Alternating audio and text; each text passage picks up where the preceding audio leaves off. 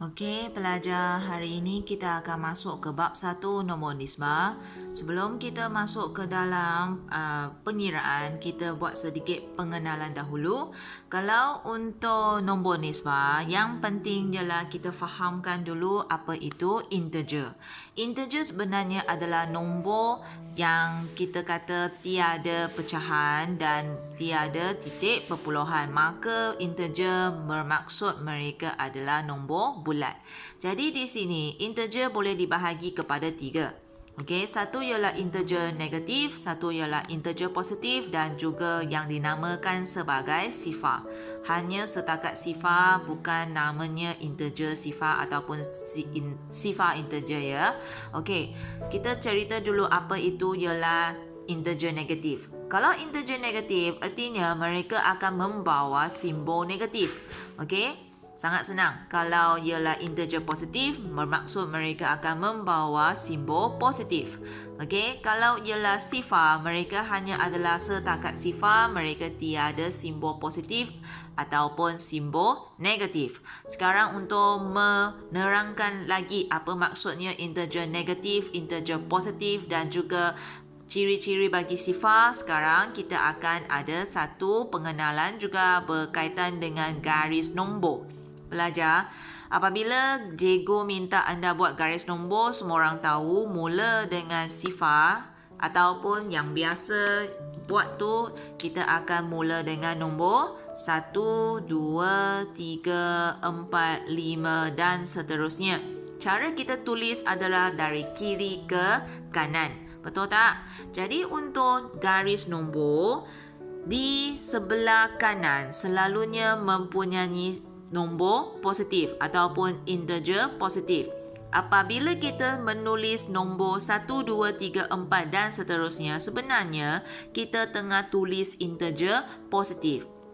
Walaupun mereka tiada simbol positif kerana mereka terlalu biasa di dalam kehidupan kita sampai kita pun lupa mereka sebenarnya adalah integer positif. Okey, apabila kita tulis dalam harga ataupun panjang ataupun bilangan orang, kita tak biasa akan tulis simbol positif. Sebab itulah yang selalunya kita jumpa nombor-nombor itu kita tak tahu pun mereka sebenarnya adalah integer positif. Integer positif bermaksudnya mereka adalah lebih besar daripada sifar. Okey, mereka adalah lebih besar daripada sifar. Jadi apabila kita bergerak dari kiri ke kanan, okey, kiri ke kanan, mereka adalah semakin besar nombornya. Okey, dan mereka semua mempunyai simbol positif kalau kita nak terangkan. Macam mana pula dengan sebelah kiri? Sebelah kiri sifar adalah simbol negatif ataupun nombor negatif. Mereka akan dimulakan dengan negatif 1, negatif 2, negatif 3, negatif 4, negatif 5 dan seterusnya. Negatif 1 duduk dekat sini kerana kita katakan dalam ayat, okey, daripada sifar dia kurang 1. Daripada sifar dia kurang 2. Daripada sifar dia kurang 3. Sebab itu dari sini negatif 1, negatif 2, negatif 3 mereka akan diduduk secara kita kata dari kanan ke kiri. Kalau ikut nombor dia dari kanan ke kiri, tapi sebenarnya mereka adalah disusun dengan cara macam itu kerana sifat-sifat mereka. Apabila kita gerak dari kanan ke kiri bagi nombor negatif, mereka adalah semakin kecil. Okey, sekarang cuba cikgu ujikan anda. Contohnya sekarang cikgu tanya antara nombor negatif 1 dan negatif 3, siapa adalah lebih kecil? Okey, antara negatif 1, negatif 3, siapa lebih kecil? Jawapannya adalah negatif 3. Negatif 3 adalah lebih kecil. Okey, kalau kita nak terangkan mengikut duit, contohnya, okey, dia hutang RM1, dia hutang RM3. Siapalah lagi miskin? Okey, siapalah lagi teruk daripada situasi itu? Okey, pastilah ialah yang hutang RM3 tu. Okey, ataupun kita kata dia kurang lagi 1 markah boleh dapat 100, tapi dia kurang 3 markah, okey, untuk dapat 100. So, siapa nombornya kecil?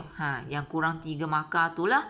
Okey, jadi dengan cara macam itu, cikgu harap anda faham macam mana kita nak tempatkan nombor negatif ataupun integer negatif di atas garis nombor. Okey, ilmu garis nombor ini ataupun kemahiran untuk mentempatkan nombor-nombor ini adalah sangat penting apabila kita hendaki jawab soalan yang menyatakan bahawa sila menyusunkan integer mengikut tertib. Kita ada tertib menaik dan juga tertib menurun. Kalau tertib menaik ialah daripada nombor kecil susun sehingga nombor besar. Kalau tertib menurun ialah dari nombor besar susun sehingga nombor kecil. Okey, kalau kita perlu mengecam integer positif negatif itu dan susunkan mereka, itu memerlukan kemahiran pengetahuan berkaitan dengan garis nombor. Okey, sebab itu cikgu memperkenalkan dahulu garis nombor supaya anda faham. Okey, sekarang kita cuba lihat soalan A. Soalan A, kita ada beberapa nombor dan dia dikehendaki untuk menyusun dalam tertib menaik. Tertib menaik ialah susun nombor kecil dahulu, seterusnya buatkan nombor itu semakin besar. Jadi untuk menjawab soalan ini, cikgu ada langkah-langkahnya.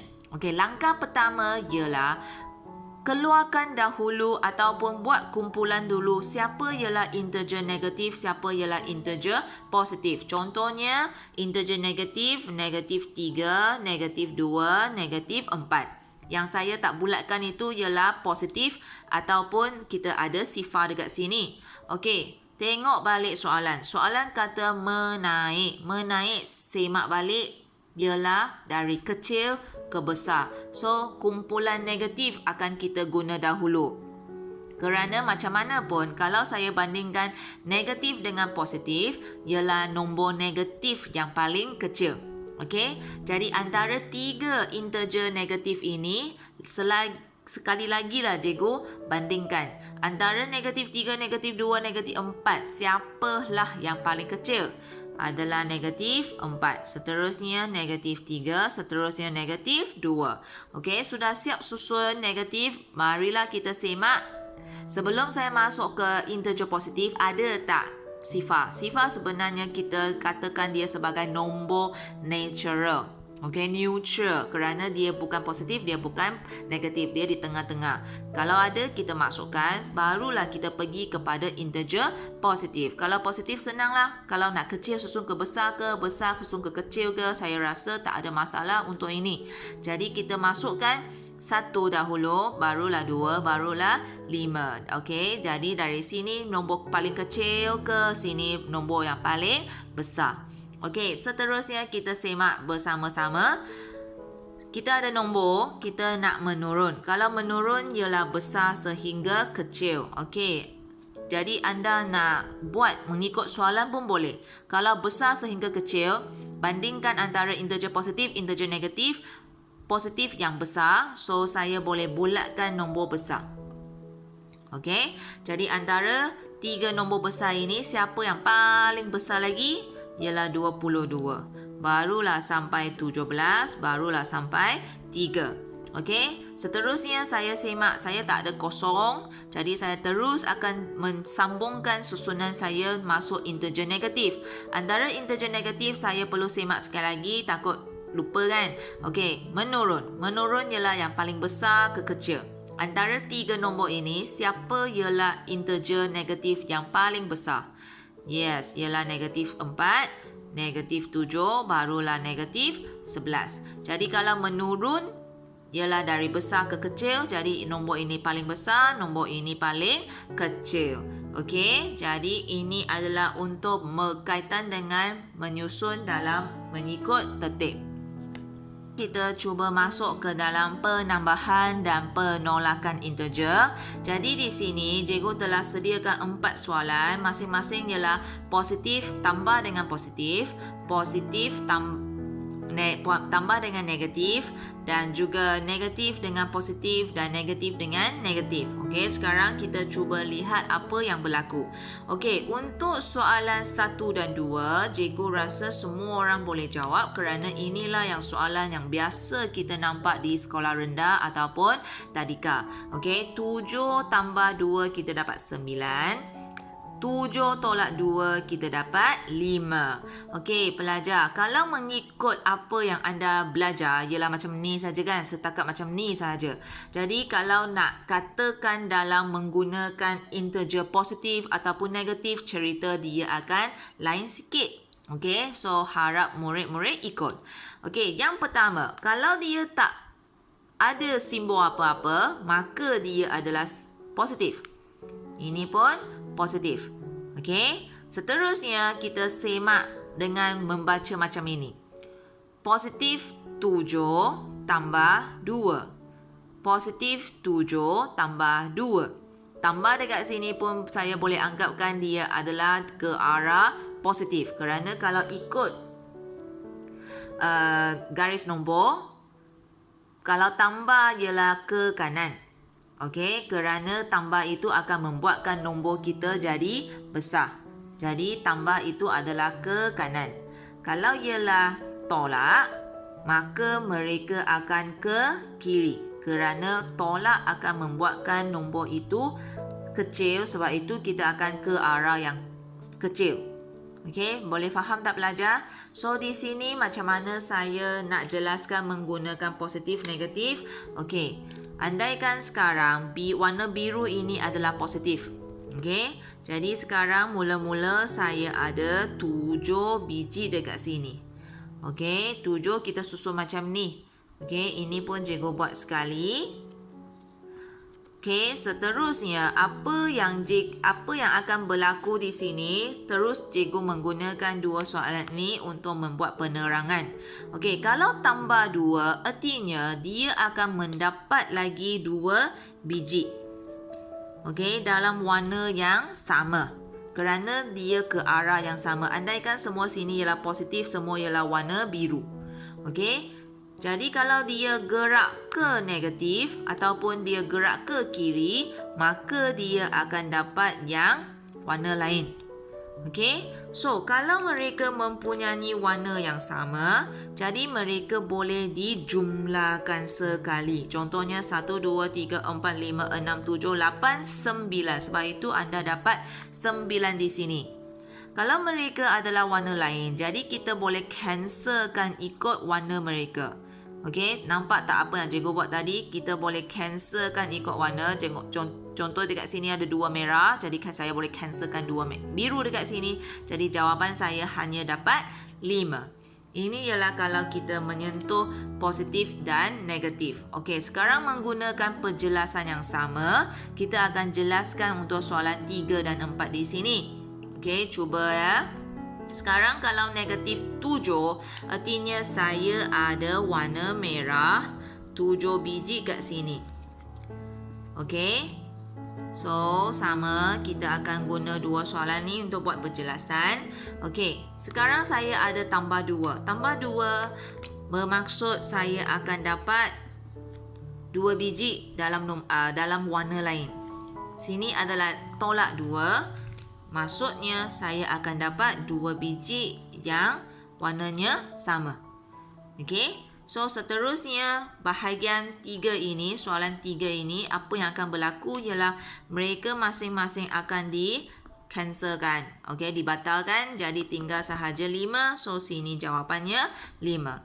Manakala sini semua ini akan dijumlahkan, tetapi mereka akan didapati hanya tinggalkan 5, tetapi jawapan mereka adalah negatif 5 kerana ciri-ciri yang ditinggalkan itu adalah negatif 5. Nampak tak? Okey, negatif 5. So di sini samalah, apabila saya dapat dijumlahkan, saya dapati mereka sebenarnya adalah ciri negatif 9. So dengan cara macam ini kita boleh dapat buat selesaikan soalan yang macam ini. So pelajar anda tak perlu risau sangat kerana apabila sampai form 2 anda dibenarkan menggunakan calculator. Okey, jadi dengan bantuan calculator anda boleh selesaikan soalan ini dengan sangat senang. Hanya untuk pelajar yang tiada kalkulator ataupun pelajar yang mengecuai walaupun tekan kalkulator mereka dapat jawapan yang salah, anda perlu memahami kemahiran ini supaya anda boleh dapatlah orang kata insurans semasa anda menjawab soalan. So setakat ini sahaja untuk hari ini. Sekian, terima kasih.